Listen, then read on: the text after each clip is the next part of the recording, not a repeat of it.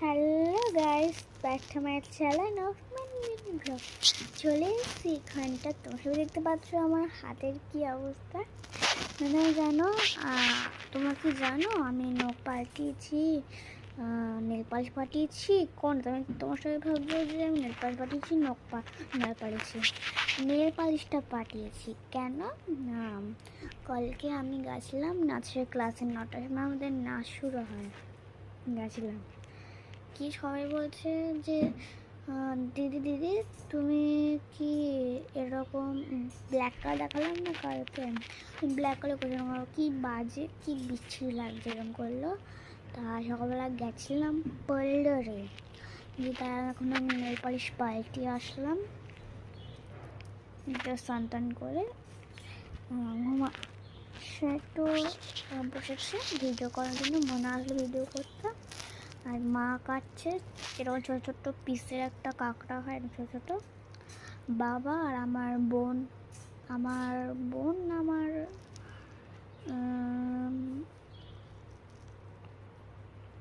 বোন না কি হয় ও থেকে আমার খবর। ও হ্যাঁ, আমার দিদি, ভুলে গেছি।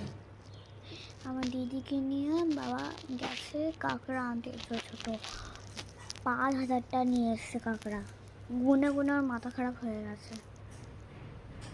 বলার 12টা বেজে গেছে।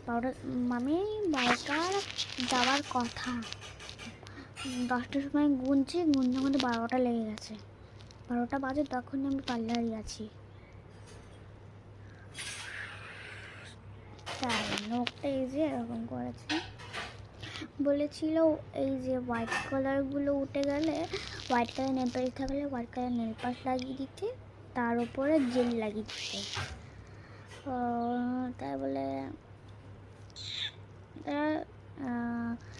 দিদি বলেছিল একটু ছোটো ছোটো করতে। আমি বললাম ছোটো কেন করবো, একটু বড় লাগলে ভালো হতো।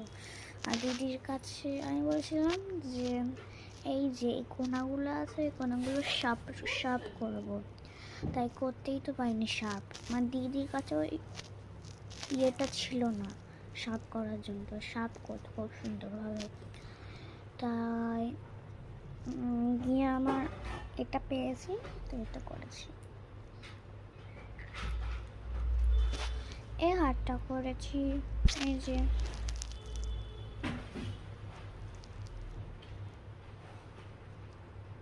আর কি আরাম। Bye bye.